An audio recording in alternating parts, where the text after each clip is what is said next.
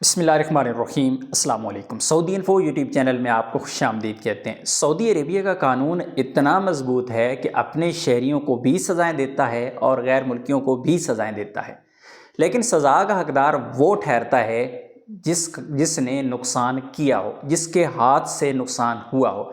चाहे आप गलती पर हैं, चाहे आप दुरुस्त हैं, अपने हक पर हैं, लेकिन अगर आपने दूसरे बंदे का नुकसान कर दिया तो फिर सज़ावार आप ही होंगे।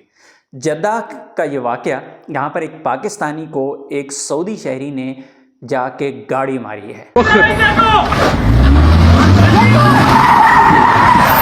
और अल्हम्दुलिल्लाह उसकी जान बज़ाहिर तो बच गई है। आगे क्या होता है, लेकिन गलती पाकिस्तानी की थी या फिर सऊदी लड़के की थी, किसी की भी हो सकती है, लेकिन अब ये गलती इस सऊदी लड़के के गले पड़ेगी, जिसकी वीडियो इस वक्त सोशल मीडिया पे वायरल है।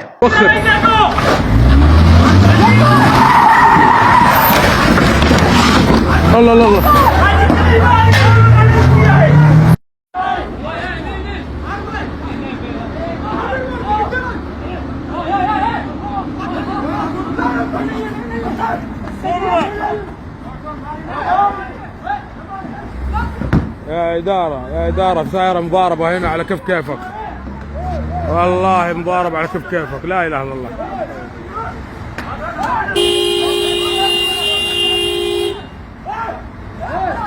عمالة؟ ايوه عمالة كسر الدنيا وقع. صورت الفيلم كامل.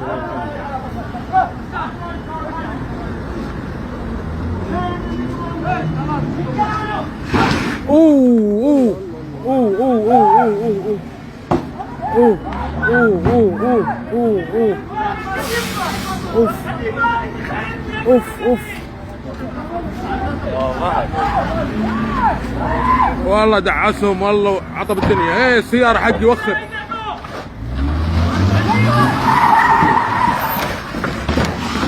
الله الله الله، هذا مات، والله مات. تعال تعال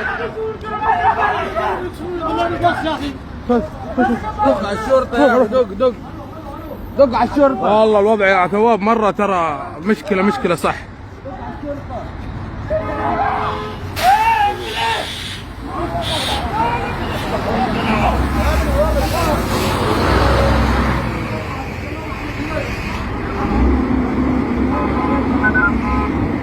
الجوال عندي قاعد يعلق. بدق على الشرطة. بدق على الشرطة، دقيت على الشرطة دقيت. روح يا الانتر، روح.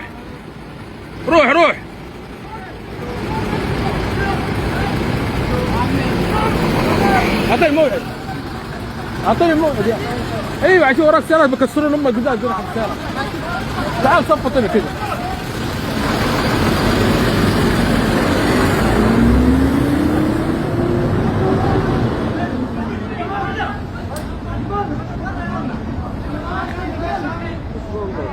ضارب يا شيخ. في قارورة هناك. لا صدموا بالسيارة، والله رفع امه بالسيارة. والله اكل تدموا كسروا، لا دحين يجون يكسرون لك الزين. روح حتى باش تنشرها. والله لا انتبه اخوك. لا انا بدي الاداره. ايوه بس ايش الهرجه؟ ما ادري عنهم. ايش الهرجه؟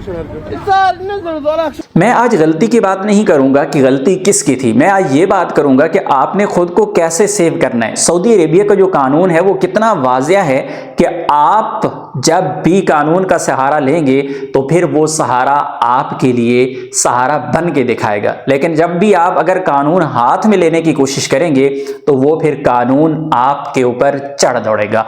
ये कानून कोई ऐसा नहीं है, सऊदियों के सर कलम इसलिए भी होते हैं कि गैर मुल्कियों के साथ उन्होंने कोई ज़्यादती की है। सऊदियों को जेल इसलिए भी होती है कि अगर वो किसी गैर मुल्की के साथ कोई ज़्यादती करता है, नाइंसाफ़ी करता है, कोई जुल्म करता है। کفیلوں کے بھی ظلم ہوتے ہیں عمال کے خلاف، ورکر کے خلاف، لیکن بچنے کا طریقہ کیا ہے؟ وہ ہے قانون۔ اور قانون کیا کہتا ہے؟ قانون کہتا ہے کہ آپ ثبوت لے کے آؤ۔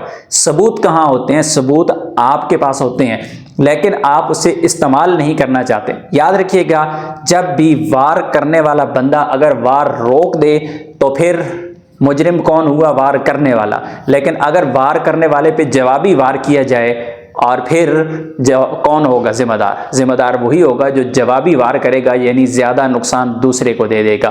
غلطی نہیں دیکھی جاتی، نقصان دیکھا جاتا ہے۔ اپنے جذبات کو جب بھی آپ ٹھنڈا رکھتے ہیں، جب بھی کنٹرول رکھتے ہیں، چند سیکنڈز کی بات ہوتی ہے، جب وہ نکل جاتے ہیں تو اس وقت آپ ایک بڑے بحران سے نکل چکے ہوتے ہیں اگر آپ خود پر قابو پا چکے ہیں۔ میں ہمیشہ غیر ملکیوں کی حمایت کرتا ہوں کیونکہ وہ بیچارے لاوارثوں کی طرح ہیں۔ اپنے ملک کے جو سسٹم ہے ان کو ایک قسم کا بے دخل کیا ہوتا ہے، کوئی پرسان حال نہیں ہوتا، کوئی سننے والا ان کا نہیں ہوتا۔ تو میں اسی لیے کہتا ہوں کہ بھائی آپ نے روزی کمانی ہے عزت کے ساتھ، تو پھر یہ چیزیں تو آپ کو برداشت کرنا پڑیں گی۔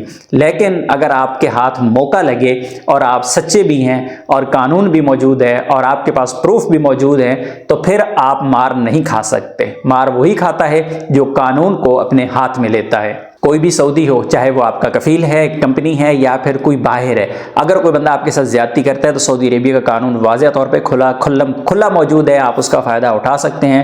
لیکن اگر آپ مار کٹائی پہ آئیں گے، لڑائی جھگڑے کریں گے اور آپ خود ہی 2 نمبر کاموں کی طرف چلے جائیں گے تو پھر کیا ہوگا؟ ایک طرف ملک کی بدنامی اور دوسری طرف آپ کا نقصان۔